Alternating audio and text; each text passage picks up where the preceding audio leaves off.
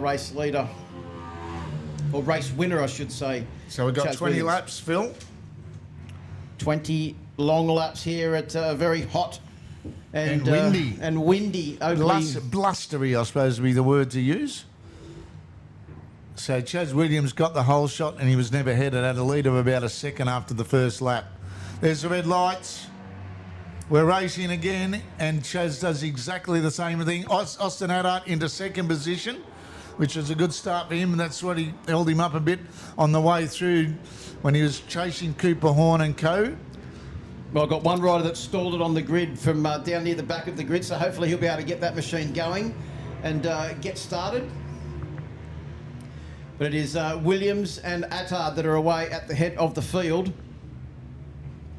I think it's Horn is the next rider through. Braxy, is it on bike number 28 as they negotiate the hairpin pit lane for the first time. The good news is that rider has got their bike going. I think you'll find that is bike number 10 that has stalled it on the line and has now got his bike going. Just trying to figure that was, I think it was bike number 68 down the back of the field there. 63, sorry, Archie Pope. Big move going underneath Finn McMellerick there in that second last turn. Chaz Williams, I thought he was going to get a bit of a lead out now, but they've seemed to close him down from that second last turn. Yep, both Horn and Ayad going with him as well as they negotiate the infield section on this second lap, the first flying lap. Be interesting to have a look at our lap times. Ryder McKenna putting in another great performance on board bike number 24, holding down 5th position at the moment. Another one of the growing breed from South Australia. What, they must plant them over there or something, popping up everywhere. I'm not sure what it is, because it's not only here in MiniGP, but it's also in ASBK as well. We've got a lot of very rapid South Australians at the moment in all classes across all the way from the the Oceania Junior Cup all the way through Supersport 300, Supersport, and up to Superbike. I think it's something to do with the guys over there like Ty Lynch and really struggling, and Kim Bolto and co that are really pushing these juniors, and they're coming through thick and fast in these ranks, which is great to see, as we saw Judd Rocket Ronnie Plaisted, one of the shining lights from up there in Monardo, and we've got a few more here as we look at Brody Gore and Jake Gore from just down the road from Monardo, as well as Chaz Williams flying the flag for the Sunshine Coast, leading away again, out now to about a second, a 44.473, his fastest lap on the second flying lap. Cooper Horn is going to have a bit of a move on young Austin Haddart soon too. And well, at the same Ayad. Ayad, I was going to say, Ayad is closing in on the back of Cooper Horn as well. Then right behind them, you've got a great battle with Ryder McKenna and Josh White, who's got a much better start in this one, Braxy, and he's now, well, in a position to challenge for 4th, 5th position in this race. Nothing between those two as they make their way through the infield section. Then you've got one rider riding in there by himself, that's Archie Pope. Then you've got Brody Gore and Huxley Nolan with less than a 1/10 of a second separating those two on track. So there's battles everywhere in this second and final race for the weekend for the FIM 160 MiniGP. Except in one spot, and that's at the front where Chaz Hearn is starting to Chaz Williams is starting to stamp his authority. Well, he is, but as we've seen, Braxy, you can't count the chickens in this this category this weekend, because tricky conditions, and as we've seen with Rocket Ronnie Plaisted, you can get caught out twice very easily. So it's a matter of getting to the front and then maintaining that level of concentration, which so far Chaz Williams has been able to do this weekend. A 44.4 is his fastest lap. His last lap was also a 44.4, literally hundredths of a second in his lap times. Now he's done his fastest lap of the race with a 44.3. It just might be a bit too warm for the 43s this afternoon. What do you reckon, Phil? And the wind as well playing an effect in it.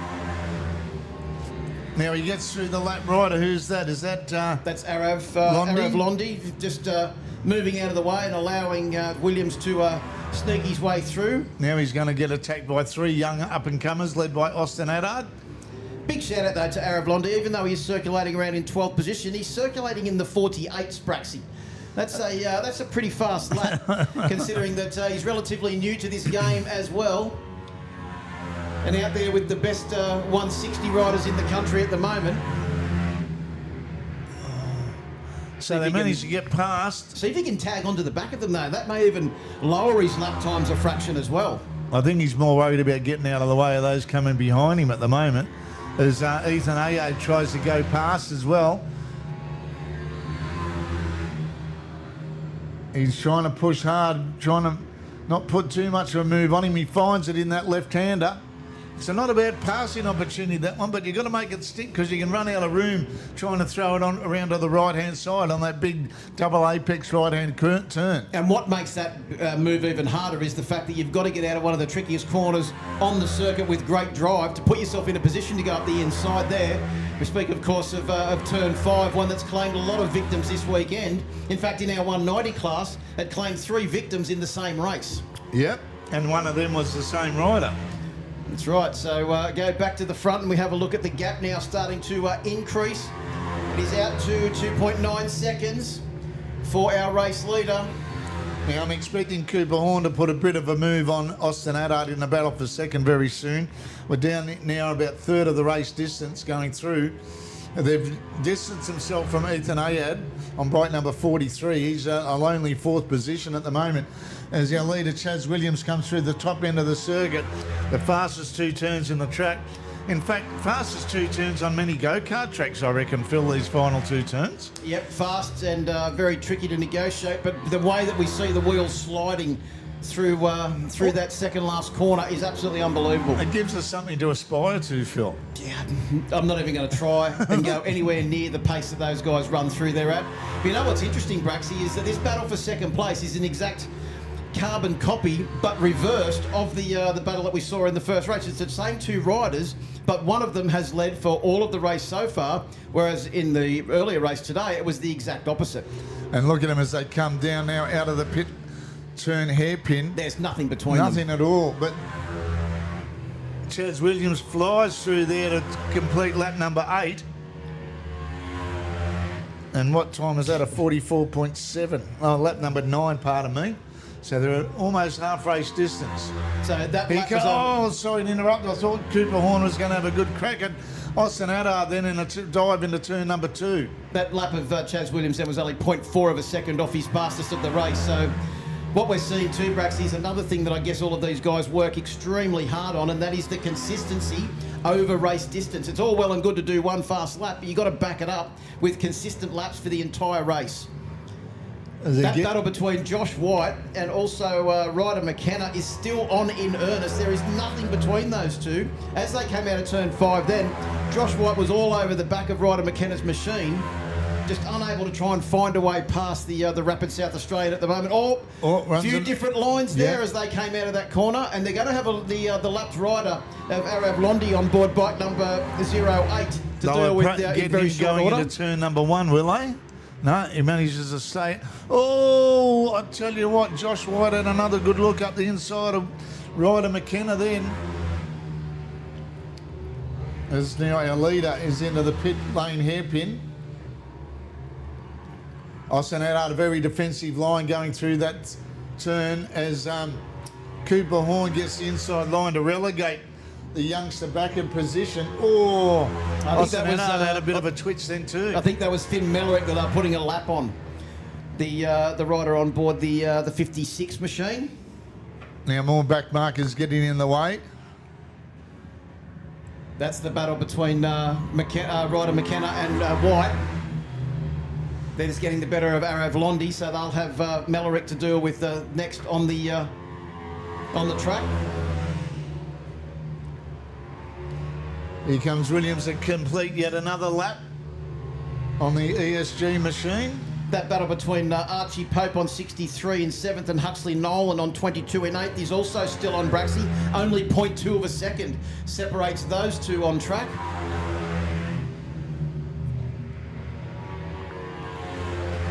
So that would be them making their way through the midfield section now. They've been glued together like that for the entire race distance so far. And Cooper Horn is glued to the rear wheel of Austin Addard, as you say that too. He's trying everything in his book, but Austin Addard is repelling this pretty well. He hasn't succumbed to any pressure that Cooper Horn's... He'd hear him, he'd know that he's right behind him. And I'm sure he's got mum and dad drastically waving arms and letting him know what is happening right behind him. Well, just you could see on that lap into the chicane, they were both taking the optimum line. There was no blocking going on because they know the importance of getting the drive out of there, leading to these two fast corners as we come round to complete 13 laps. Chaz Williams with saying that, the top three within tenths of a second of each other as well. And Attard and Horn have just set their fastest laps of the race. Yeah. Impressive pace, and considering that we're well now into the second half of the race with 13 laps down, the race distance, of course, 20 laps.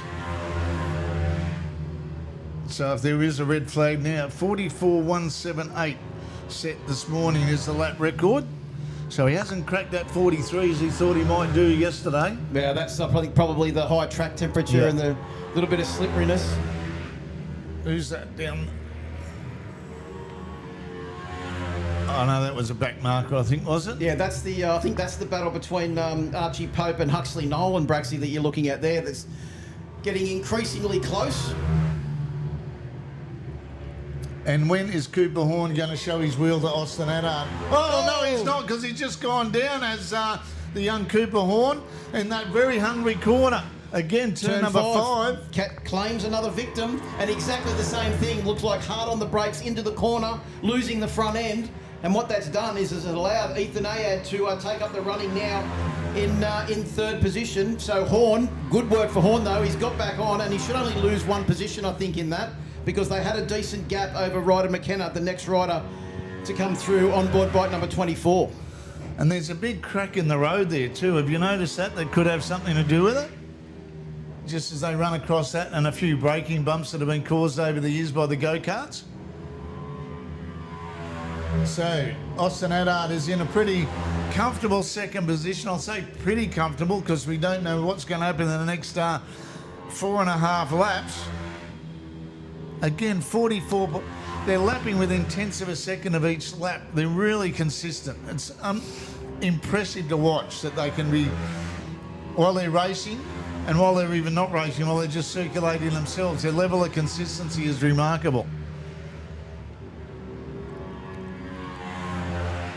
So Austin Attard now has got a little bit of a break too, that he can just concentrate on setting the fast lap times. And also when he comes up to this lapped rider that he's going to have to deal with very, very shortly. I think that would be, it looks like Jake Gore on board bike number 13 that he's going to have to try and find a way past. He's got a handy lead though over Ethan Ayad, probably, well, what would that be, Brax? That would be probably 6 seconds. Oh, just missing it. Josh White down there as well with, was that Ryder McKenna? It was that he went underneath him. Well, into turn 1, that's a big move. It is. You got to show commitment through the two fastest corners to set up an out-braking manoeuvre at turn 1. Well, it really starts at the exit of the pit hairpin, doesn't it? Yeah, pretty much. You'd get the drive out of there. But these two have been nose to tail for the entire race. It's the first time, from my memory, that Josh White's been able to sneak his way ahead. He had to put a move on sooner than later to see if he could get ahead and see if Ryder McKenna, the young South Australian kid, is going to throw anything back at him as they come under our vantage point. Running it all the way out past the white line is Josh. Oh, I tell you what, McKenna had another little bit of a look up the inside there. I think we can safely say that that battle is going to go on for the next 3 laps. As Jake Gore on board bike number 13, the debutant South Australian here at Oakleigh, has just set his fastest lap of the race on the 16th lap, Braxy. Oh, good on him, mate. It's the way to do it. Just keep getting quicker and more consistent as the race pans out. So 18 laps down. Williams now with a lead of nearly 6 seconds. That battle between Archie Pope and Huxley Nolan is not abating at all. They are getting closer, and the fact that they've now got to deal with a lapped rider, I think it is, in front of them, means that this is going to get very, very interesting now.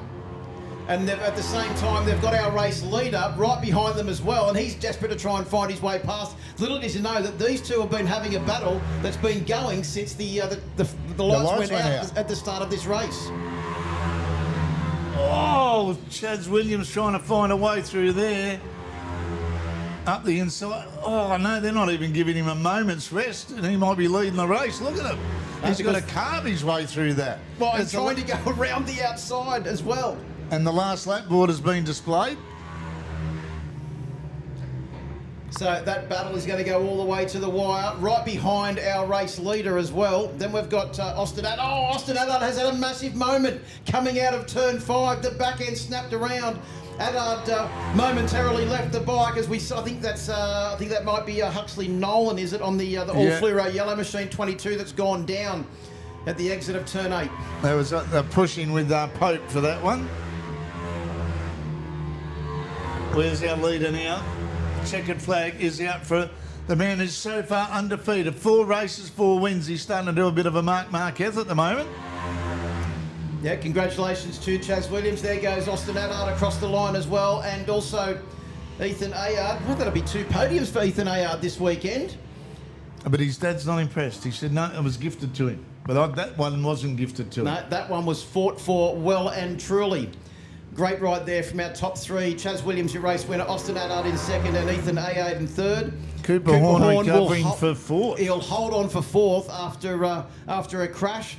Pick the bike up, get the bike going straight away, get your head back into order, and then continued on to eventually only finish 20 seconds behind the race lead. A great effort. That battle between Josh White and Ryder McKenna. Whole race distance, eventually going to Josh White, and he took 5th place ahead of McKenna in 6th. And don't forget, in 9th position, Jake Gord just holding off actually Nolan in that race-long duel for 9th and 10th.